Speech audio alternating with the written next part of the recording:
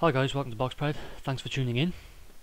This is my prediction video for another fight that's happening this weekend, and it sees Arthur Abraham back in the ring, and he's going up against Pablo Farias, a guy who's only lost once. It was in his last fight by 5th round disqualification. He was down in the first round, however, but apart from that, he was 19 fights unbeaten, and yeah, Arthur Abraham gets back in the ring after we saw, his sort of downfall, really, a downward spiral through the Super 6 tournament. Before that tournament, Arthur Abraham was, one of the favourites for the tournament, if not the favourite. I certainly thought that he would have had a really good chance of winning the tournament. He's got a lot of power, but then as he came up against more skilled fighters, he was sort of he was exposed, if you like, by technically gifted fighters who were able to move and were quicker than him. They caused him a lot of problems, and sort of he was made to look rather slow in those fights, I feel. Made to look sort of a guy who was sort of armed in the rounds, trying to come forward, couldn't catch the opposition, got frustrated, getting outworked, basically. In this fight, he's going up against a guy who, in his, Farias, in his last 3 fights, has been fighting at a higher weight. He's been up at cruiserweight at one point, and now he's going to be back down with coming down to fight Abraham, and he back in the earlier videos of his earlier days in his career, he looked much thinner, this Farias, and he looked a lot quicker and a lot more agile. But as you watch, that makes you think, this guy could give Arthur Abraham a lot of problems, because he's got some boxing skill there. He can fight going backwards, I feel. He has decent defence.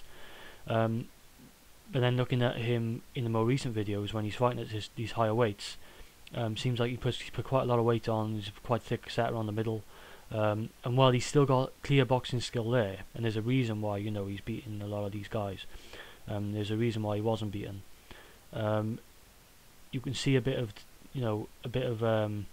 maybe slowing down a bit, maybe not as agile as he looked when he was at a lower weight back earlier in his career, which is quite strange to say, because a guy with only 19 fights, it's quite strange to talk of it like as if he's deteriorated and gone downhill in a career, so to speak.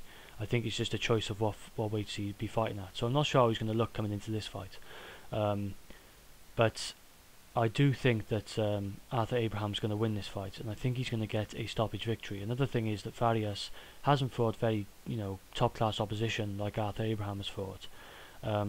He's not been in really big fights, and I think that Abraham's power is going to tell. Farias has not fought over 12 rounds very often. He's not been scheduled for 12 rounds very often. And I think that he's going to get rather tired towards the end of the fight. And I think that Arthur Abraham has the ability going later into fights to he still carries power. We saw it against Jermaine Taylor. He still carries that power going later into fights, and he's still, I think he'll have been working hard because he wants to prove something, Arthur Abraham, and I think he's going to carry that power later into the fight. Maybe even the middle of the fight, he might catch up with Farias, and I'm expecting a stoppage victory for Arthur Abraham. Farias needs to basically, I think what I'm expecting is Arthur Abraham to come forward a lot and be on the front foot. I think Farias is just going to have to keep some good lateral movement there.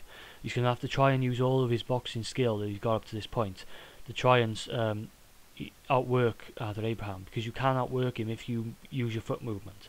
It's not that hard to have better foot movement than Arthur Abraham. He plods around the ring, he's not that quick, and you can use boxing skill and movement and footwork to circle him. He's not that difficult to get away from.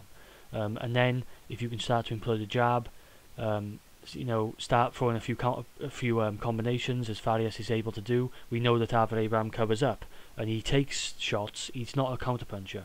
He'll take his shots before. It's a totally different thing. He's taking shots, and in a separate movement he'll come forward himself. He won't. It's not mixed. He's not a counterpuncher, so to speak. So that's something that Farias can look to do, is try to sort of Obviously, be careful, but use a lot of lateral movement, use a lot of head movement. He's got some decent head movement, Farias, and basically just get off a lot of work rate.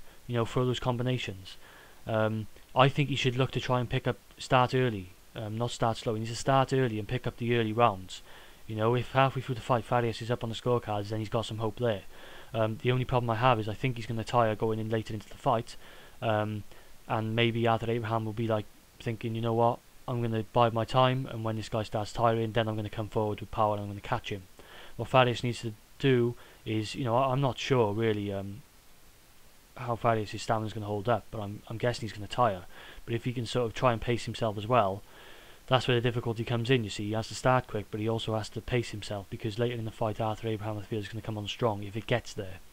I don't know how Farias is going to react when it comes to Arthur Abraham's power, but I do think that Arthur Abraham that Farias has decent defence when he's moving backwards. Like I said, he can fight pretty well moving backwards, and the thing is on Farias' side is the fact that he does sometimes leave himself open when he's attacking, but Arthur Abraham's not really a counterpuncher, so that shouldn't really be a big problem for him. Moving on from Farias and talking about Arthur Abraham, that's the thing, where does he go from here? It'll be interesting to see how he looks, because he's still adamant that he's going to stay in this division. He's going to be, and he's looking to regain a world title someday. But it's very difficult for me to see that happening, because a lot of people, the blueprint's out now on how to beat Arthur Abraham. A lot of people with good movement are going to know how to beat Arthur Abraham. A little bit of movement and boxing skill can get you quite far against him.